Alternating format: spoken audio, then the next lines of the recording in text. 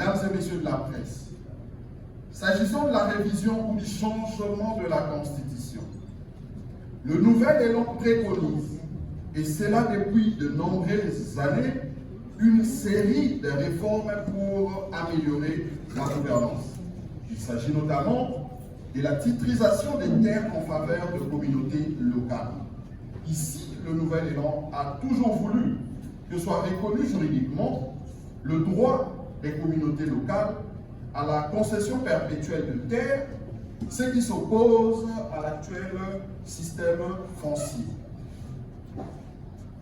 Le nouvel élan propose de rendre effective la décentralisation avec un changement du mécanisme et du taux de répartition de recettes à caractère national et d'origine extérieure entre l'État et les provinces, y compris les entités territoriales décentralisées.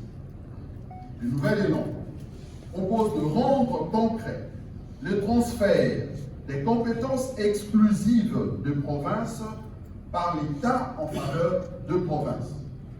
Le nouvel élan propose également de mettre fin au bicéphalisme institutionnel au niveau de l'exécutif national.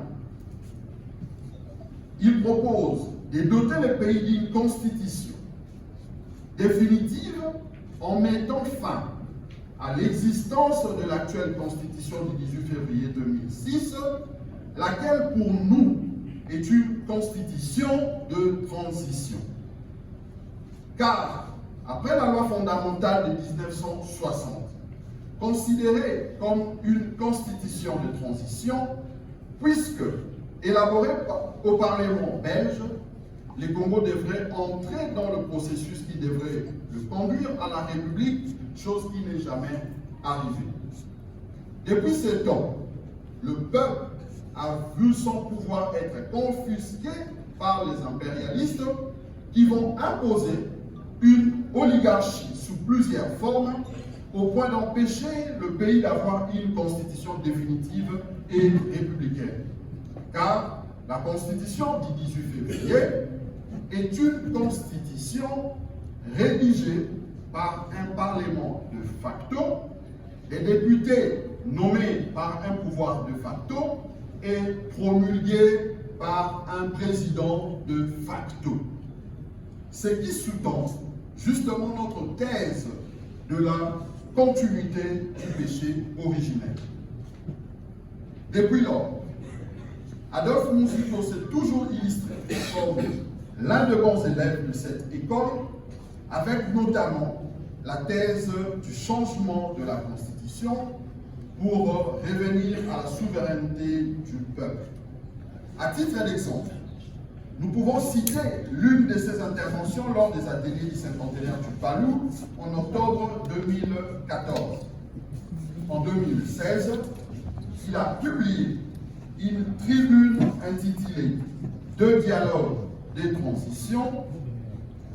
Ici également, il va défendre la même thèse, car cette tribune, la 9e, disait, je cite, « Retourner au peuple pour réhabiliter la loi fondamentale selon laquelle seul un pouvoir élu peut élaborer et adopter une constitution au Congo. »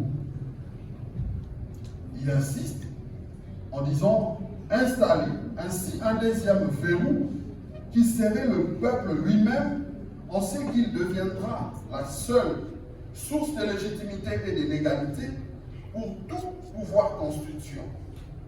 Ainsi, on aura verrouillé davantage la constitution définitive contre tout putschiste à venir qui serait tenté de faire rédiger une constitution par un parlement dont il aura nommé lui-même les membres.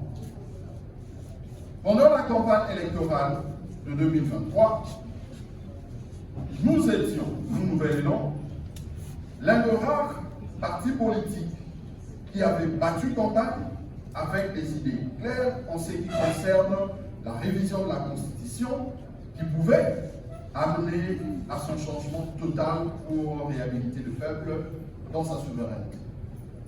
De ce qui précède, nous pouvons affirmer haut et fort que le nouvel élan et solidaire Adolphe Kouzito n'ont pas changé de position par rapport à cette question comme le font bien d'autres, mais sont restés constants.